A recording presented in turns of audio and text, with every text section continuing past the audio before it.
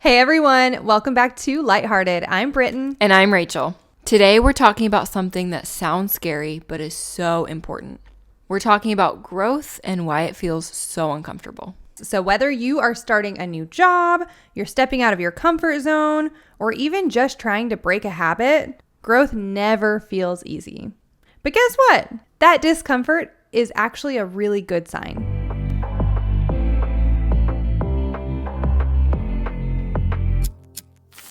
All right, so today we're breaking down why growth feels so uncomfortable, what happens in our brains when we're growing, and most importantly, how to push through the hard parts. If you've ever felt stuck or wondered why change feels so hard, this episode is for you. So let's dive in. So let's start with the big question here, which is why. Why does growth feel so uncomfortable? Honestly, wouldn't it be so nice if we could just level up in our lives without all of the struggle? For sure. But here's the thing. Our brains are wired for comfort and predictability. Your brain's number one job in life is to keep you safe. And anything new or uncertain, your brain sees that as a major potential threat. So anything new that you do, your brain's like, pretty sure that's not right. Exactly. It's called the comfort zone for a reason. When you're in it, everything feels familiar and safe. But when you step out of it, whether that's speaking up at a meeting, trying something new, or changing a habit, our brain basically goes, nope, let's not do that. So fun.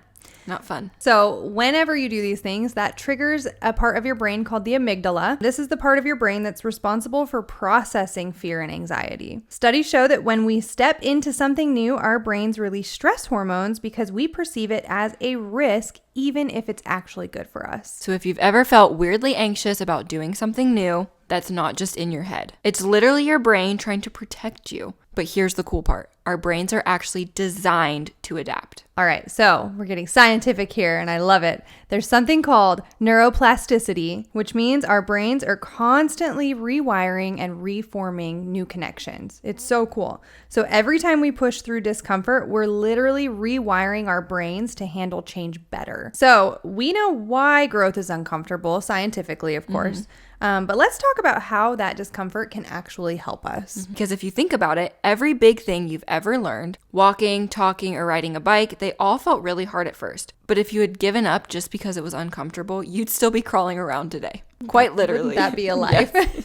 So fun. I think that's such a good point. Science backs this up. Research shows that when we do hard things, our brain strengthens its neural pathways, making future challenges that much easier. And it doesn't mean they're going to be easy. It just does make it easier for your brain to process. That's why things that once felt impossible, like driving a car or learning any new skill, eventually become second nature. And super fun thing, discomfort actually triggers dopamine, the brain's motivation chemical. That's so cool. Crazy. That's so cool. When you struggle through something and finally succeed, your brain rewards you with a dopamine hit, which makes you want to keep going. So if you've ever worked really hard at something and felt the rush of pride when you finally got it, that's your brain reinforcing that. The brain is so cool. It is cool. I love it. Okay, I would love if we could take a second here just to share a few quick tips for kind of embracing that discomfort, because it's discomfort for a reason. Like, it's not fun. Right. So I think one that I use a lot is just reminding myself that this is my brain trying to protect me. Right. So anytime like those little alarm bells are going off, it's not always a bad thing. Sometimes it's a bad thing. You have to discern a little bit. But yeah, like I think just reminding myself, okay, my brain, I'm trying to make big changes. My brain is wired to protect me.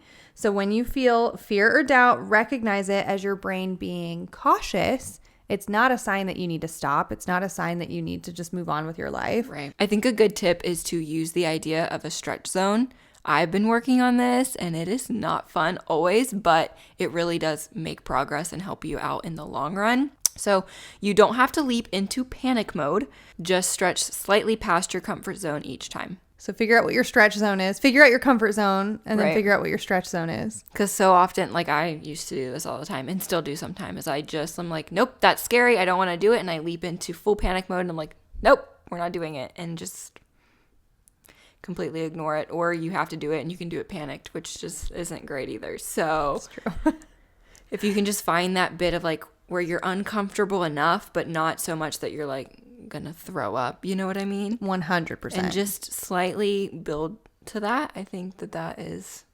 super beneficial. I love it. And it is working. It is working. Yeah, I was going to say, like, you definitely practice what you're preaching here right now. Like I've seen you reach out of your comfort zone into the stretch zone, like, without needing to get all panicked about it. And I think that's so cool. Well, we started off panicked. But that's okay. You saw you that. process through it. It's okay. You start off panicked, and then you sit with the uncomfortable idea of whatever it is. Yeah. And then you just adapt to it a little bit more and a little bit more until you're like, okay. And it works. Yeah. I think Britton knows it works because here we are. Like, we've seen it. We've seen it. We've seen it with our own eyes. Yeah. And even if awesome. it takes a while, because it may take like a year to like get to whatever it is you need to do or want to do. Yeah. Because if you're stretching like an inch at a time. Yeah. Like, sometimes that's what it takes, slow. but it's okay. Yeah. By the way, you guys, this is giving me cold chills because I'm like... She's like, not panic. I hate it. No. I hate it. No, but it works. But yeah. So yeah, like, you've done it. for real, I'm sweating. Wait, sorry. You're like, all right. She just needs a minute. I just need Take a minute. No, not a minute, a second. So I think another one that works for me, especially when I'm getting into like the self-doubt, like, you know, like I just don't want to do it. I like to look at my past wins. And I just kind of keep like a little mental log of like really important moments for me, or like really like shaping moments for me. I think about something that once truly felt impossible. Yeah. But then like became second nature, or I finally figured it out and got good at it. And so yeah, like keeping a couple of those logged in your brain, I think can be really helpful. I agree. Yeah. I agree with that one so much. I think being able to overcome something that you once saw as impossible just motivates you so much more to be able to go on to the next thing. Yeah. Like, holy cow, when I was 15 years old, I looked at that and went, absolutely never. I could never do that. And then now you're here and you've done it. And that just, it's so good for your brain. Yeah. Like, imagine the growth that your brain had to go through to get to that moment. And sometimes I feel like it's even above and beyond what we think. Like, I will never do that. And then you do that and more. And you're like, wow. It's so cool. Wow. It's so cool. It's crazy. All right. So let's get into some real talk. How do we actually push through the tough parts and not give up? We give up sometimes. We do give up sometimes. That's hard. Okay. I think step one for this is to go into any sort of change expecting some level of resistance. Like, because I know for me personally, like once I was learning more about how my brain works and like that it's meant to keep us safe, like then I could kind of write it off as something else instead of like me not being good enough or not being smart enough or not. It was like, oh, that's my brain keeping me safe, da da da. Like, yeah, moving on, you know, like it makes it a lot easier. So we tend to think that any sort of pushback means that we just need to stop trying. We need to quit. We need to give up. But it's not true. Right. You know, so Not at all. Resistance doesn't mean stop. It means that you're growing and you're uncomfortable. Right. Yeah. Yeah. And I think I've said before that I've recently learned that like you can do things scared. I feel like that goes here. It's like, no, like you're going to feel either scared or resistance in whatever it is. And sometimes you just have to push through that, and it's okay to push through those feelings. Yeah. Like if you're scared, do it scared. Yep. Yeah. I like that a lot. And that's so much more empowering. Yes. When you do it scared and then you come out the other side and it's like, okay. Yeah. I was still terrified the whole time and I still did it. I think empowering is such a good word for that, because it's just like, you're like, dang, like I did so much more than I thought I would. And like, I was terrified the whole time. Isn't it great? Like, yeah. Step 2, I think, is to take small but consistent steps. You don't need to overhaul your life overnight. Just commit to tiny actions that push you forward. I think that's such a good one. Step 3 is to reframe failure as data. So instead of, you know, I failed, you can say that I learned something new. So every single mistake can teach you something if you allow it to. Yeah, it's like if you can take a minute and be like, why did I fail at this thing? Like, what was holding me back? What were my like pinch points? Like, what do I need to remove? Like, what obstacles do I need to get rid of for this to work? Like, everything's just data for your brain. Right. Yeah. Agreed. Step 4, I think, is to surround yourself with growth-minded people. Being around people who encourage you makes such the difference. And I know we've talked about this a lot in a bunch of different scenarios and topics, but it is so, so important. And we can't stress that enough. Like, the people you surround yourself with makes a huge difference on whatever you're trying to do moving forward in your life. Like they're such a big part of who you are. Right. I'm sure everyone's really familiar. It's like a quote that went around forever. I can't remember who said it, but it was just like, if you're the smartest person in the room, then you're in the wrong room. So like if you're in the room and like you have nothing to learn from these people around you, like it's time to surround yourself with people who you can learn from. Right. Like I think everyone like fights to be at the top and like wants to be the smartest, wants to be the best. But like if you have nothing to learn from the people around you, like it's time to make some changes. Okay, so we've started our growth journey. How do we keep going when it gets tough? Because it's going to get tough, because that's how your brain works. I think everything keeps coming back to our episode from last season. Have some accountability. That's like such an overarching one for us. Like where it's self-compassion versus accountability has been one of the biggest ones that we keep coming back to, because it just goes in pretty much every topic, because there's just balance to everything. Yeah. I'm surprised that that's the one that I'm like, no, this kind of is like the rule for life. Like, right. Yeah. Okay. So whether it's a friend or mentor, or even you just tracking your own progress on your phone, having something that keeps you accountable will help you stick with it. And celebrate your small wins. We've talked about this before. Don't wait until you've made it. We're putting that in quotes because like there's always something else that you want to achieve, right? So don't wait until you've made it to finally feel proud of yourself. Don't do that. Every step forward is worth celebrating and worth noticing. Absolutely. Yeah. Otherwise, you're missing out on life. Yes. If you're always just looking at the next thing, because there will always pretty much be a next thing to whatever you're doing. Whether you have a dream job that you are trying to get to and it takes all these steps to get there and you're not celebrating those things, you're going to eventually, if you get to that job, then you're just going to be looking at how you can grow in that job and how you can be better at it.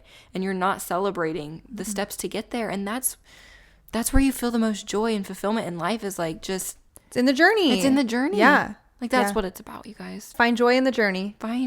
Yeah. I'm pretty sure that's a sign in like every Midwestern mom's kitchen or something. Find joy in the journey. Okay. Life's going to be chaotic and hard, but there's so many things to celebrate if you just look for them. Don't always just focus on tomorrow, because today is right here and you're going to miss it. I think the last thing I want to mention is just remember why you started. Growth is uncomfortable, but staying stuck is way worse. That's 5 million % true. And I know that's not real math, but that's 5 million % true. I know that's not real math. So keep your why front and center. All right. So we're going to kind of go back and forth and just ask some questions about growth just for funsies. And yeah, you guys can answer them too if you want. We would love it. We would love for you to answer them. Yep. Okay. So my first question is, has there ever been a moment in your life that you had like the opportunity to grow and it was way too uncomfortable and you were too scared, so you didn't do it, and then you missed something from it? Yeah. Yeah, you missed out on an opportunity because you were too uncomfortable. Yeah, and you're going to like die laughing. Oh no. At this. Because of how well you know me, you're going to be like, "What?" Okay, Jordan doesn't know this, and I'm not going to tell him this. He's going to hear it on the podcast. That's her husband. Okay, so when we were on our honeymoon, we went to like a bunch of different places, but one of the days we were like walking around Vegas, and there was one of those like indoor skydiving things. Okay, and we both really wanted to do it. We were super excited to do it. Yeah. And then I totally chickened out, but I told him I wasn't feeling very good. He was gonna do it. He did it. He did it. He did it, and I took videos of him doing it. But I didn't do it because I got too scared. And like, you know me, like skydiving crazy. is like one of my dreams, and it's something I've always wanted to do. But I got so scared that I was like, I don't feel very good. Like maybe I ate something weird, or so like you so I totally it chickened afterward. out. I like the second he got in there without me, I was like, why didn't I do it? Why didn't I just do it? Like I could have pushed past my fear for 5 seconds. You can do things scared, Britton. I can do things scared, but you know, I got married pretty young. I was 18, and like 18-year-old me just was not pushing past that fear. Okay. Not scared to get married at 18, scared to indoor skydive. Okay, that's amazing.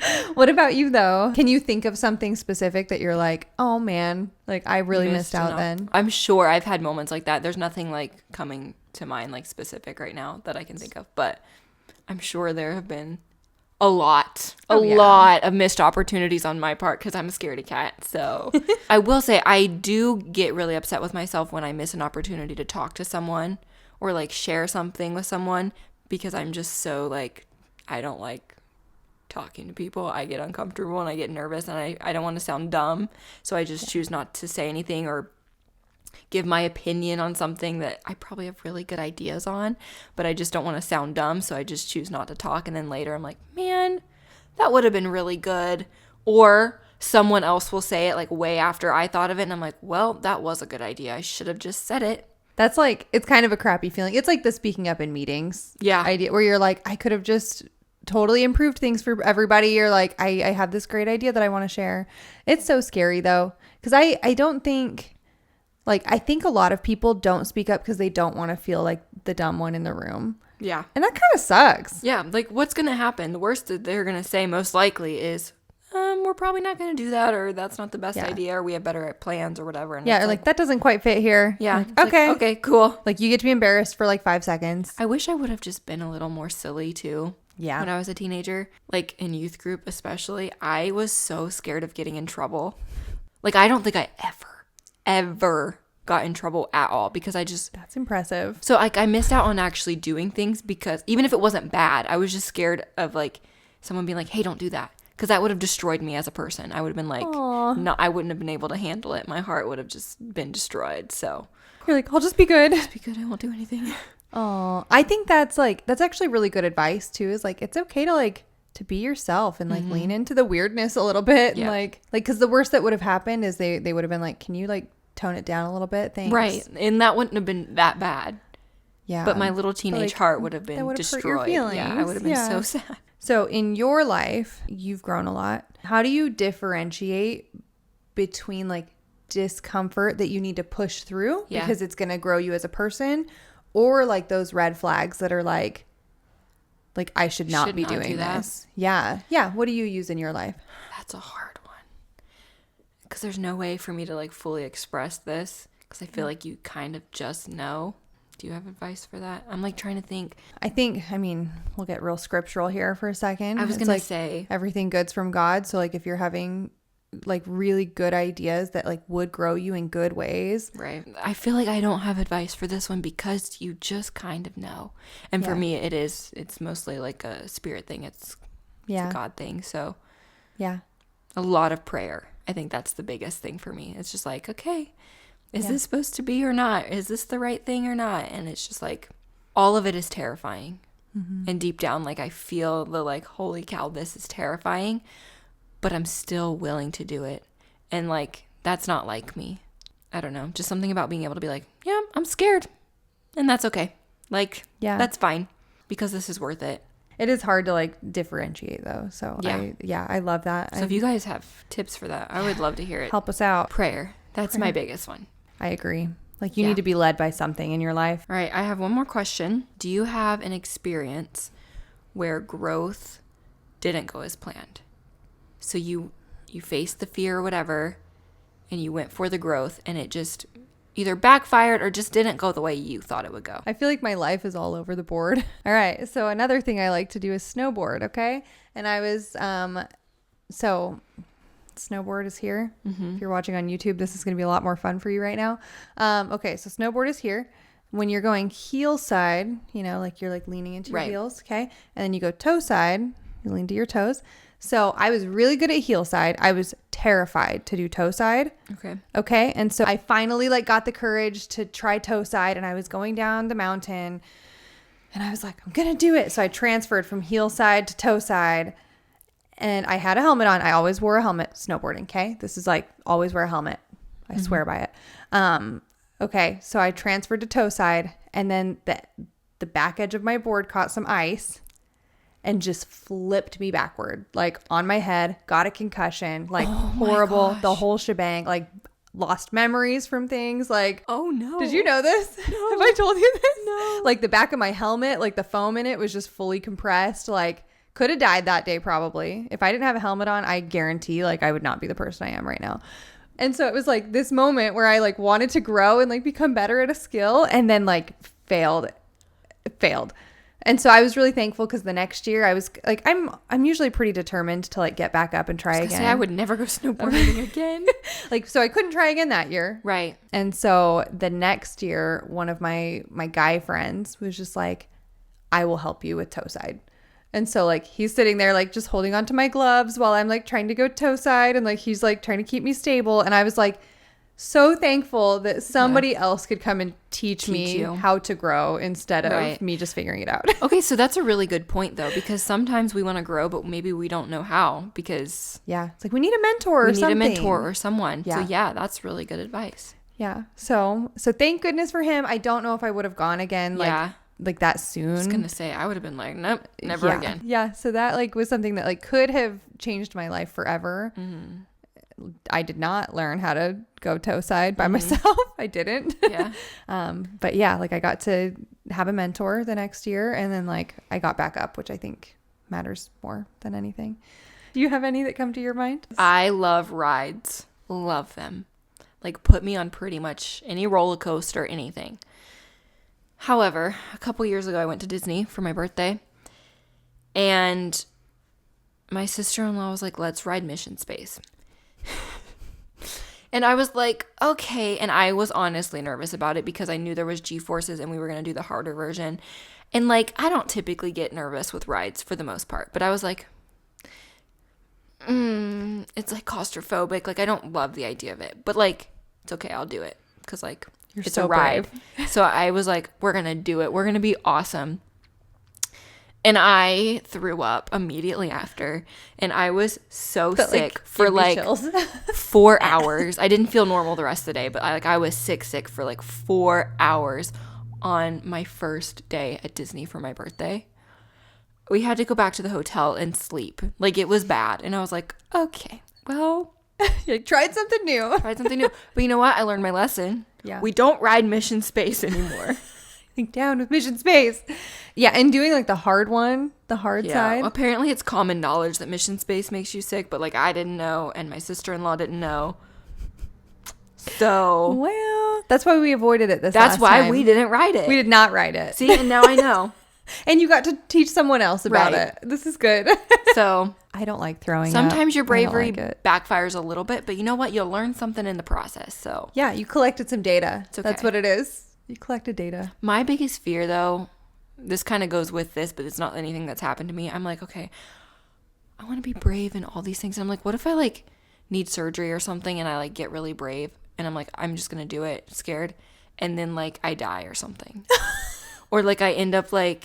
It's like you wake up and you like can't use your legs or something anymore. Yeah. Huh. So that's terrifying because I'm sure it's happened to people. I'm sure it has. Yeah, it is scary. It's like, it's always a gamble. Okay, we're going to get real cheesy here. It's always a gamble, but like I would rather gamble on myself, like learning a new skill or like growing in some way instead of just not doing it. Well, how would you ever know if you never try? Yeah. Which like that kind of sucks. Because I hear it a lot and I agree with his. Like I would rather live with like I failed at that thing than like, wow, I never tried that. And I really wanted to. No regrets. It's hard to find the balance, though, I think. Yeah. Growth is uncomfortable, but it's also how we become stronger, smarter, and more resilient. Your brain is literally rewiring itself every time you push through discomfort. So next time something feels hard, just take a second to remind yourself that it's supposed to. Mm-hmm. Thank you so much for joining us today. If you're enjoying LightHearted, don't forget to subscribe and leave us a review. It really helps us reach more people who need a little bit more light in their lives. And if you're on a growth journey right now, let us know. What's one uncomfortable thing you're pushing through? You can send us your own stories on Instagram at LightHeartedPod. It'll also help you stay up to date with our episodes, and we'll give you some fun behind the scenes content, which we love. And then things are just getting really weird over on TikTok, but we love it. We've been doing some weird rankings and things like that, and they are just, people love it. So if you want to join us on TikTok, it's a little weirder over there, but we would love to have you. So join us on TikTok at LightHeartedPod or on our own personal ones. All of those will be linked below. Thank you guys so much for listening, and stay lighthearted.